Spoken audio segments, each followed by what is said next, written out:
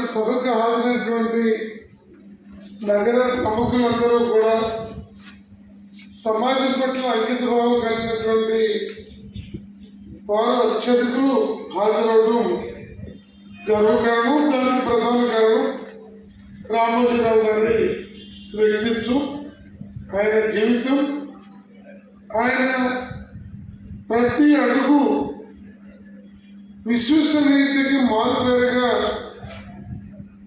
ఉన్న విషయాన్ని మన రాష్ట్రమే కాకుండా మన దేశమే కాకుండా ప్రపంచవ్యాప్తంగా ఉన్నటువంటి తెలుగు ప్రజలందరూ కూడా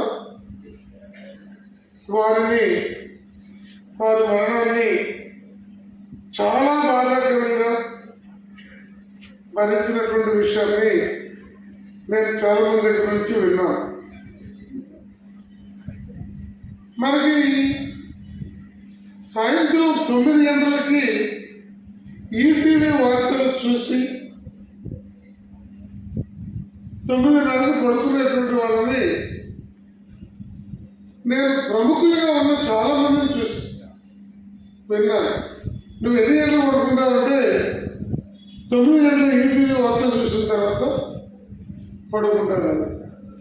అంటే 9 గంటల ఈటీవీ వార్తలు అనే దాన్ని వెనుకున్న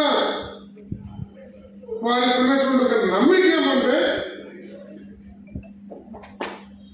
రాజకీయ పరిణామాలు కానీ ఇతర అంశాలు కానీ ఈనాడు ఈటీవీలో విశ్వసనీయతకి మారుపేరుగా 99% వాస్తవాలకు దగ్గరగా ఉంటాయి అనేటువంటి ఆ గొప్ప నమ్మికని ఇంత సుదీర్ఘకాలం నిలబెట్టుకోవడం అనేటువంటిది రామోజీరావు గారికి సమాజం పట్ల, పత్రికా రంగం పట్ల, నైతిక విలువల పట్ల, ఆర్థిక పురోభివృద్ధి పట్ల, ప్రజల విశ్వాసంలోకి తీసుకునేటువంటి విషయంలో వారికి ఉన్న అంకిత భావం అలాంటి అంకిత భావం కలిగినటువంటి రామోజీ గారి గురించి ఎన్నో కోణాల్లో పెద్దలందరూ చెప్పారు. మరి వారు చేపట్టినటువంటి అనేక ఉద్యమాల్లో ప్రేరణకు సంబంధించిన విషయాన్ని మనము వారిచ్చిన ప్రోత్సాహాన్ని చూసాం.